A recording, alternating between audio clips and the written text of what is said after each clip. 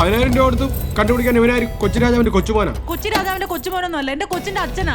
നിങ്ങളിപ്പോ ചോദിക്കുന്ന കേട്ടാ ഞാൻ എന്തോ മനഃപൂർവ്വം അഭയപ്പെടുത്താൻ ശ്രമിച്ചോലുണ്ടല്ലോ സാറേ. അല്ല, അങ്ങനെ സംശയിക്കാൻ കാരണമുണ്ട്. പുഷ്പരാജൻ ഇവിടെ ഉണ്ടല്ലോ, അത് നല്ല തമാശയാണല്ലോ സാറേ. പുഷ്പരാജ, നീ പിന്നെ പുറം ലോകം കാണൂല. എടോ, സ്വന്തം മോളുടെ ഭർത്താവിനെ എന്തിനാ അയാൾ അപായപ്പെടുത്തണം എന്നൂടെ പറ. ഒരു കുറ്റം ചെയ്യാൻ ഒരു മോട്ടീവ് വേണ്ടേ? അങ്ങനെ അക്രമത്തിനായിട്ട് പിടിക്കും പോകേണ്ട പുഷ്പരാജനെ കളരിയായി പോയി. ആരെടാ നാറി നീ? കൃത്യം 4 മണിക്ക് വന്ന് എഴുതിയിട്ട് പോക്കണം. സെർച്ച് ചെയ്യുന്നതിനൊന്നും എനിക്ക് കുഴപ്പമില്ല, പക്ഷെ വാറന്റ് വേണ്ടേ? സാറ് പോയിട്ട് വാറന്റുമായിട്ട് സെർച്ച് വാറന്റ് കൊടുത്തേക്ക്. ഇതാണോ മിസ്സിംഗ് ആയിട്ടുള്ള പുഷ്പരാജൻ? ഞാനല്ല ഇത് ചെയ്തേക്കുന്നത്. ഇവനെ ശരിക്കൊന്ന് ചോദ്യം ചെയ്യണ്ട സാറേ.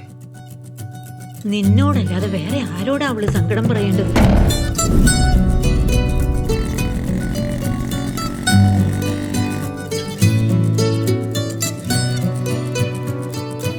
അങ്ങനെ കാണാനായിട്ട് 4 ദിവസമായി അച്ഛാ.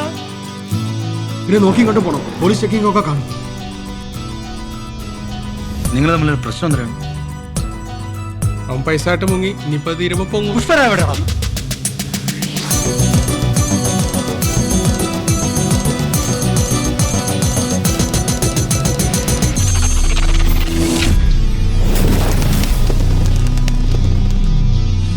ഇതിലെന്തോ ചീഞ്ഞു നാറുന്നുണ്ട്.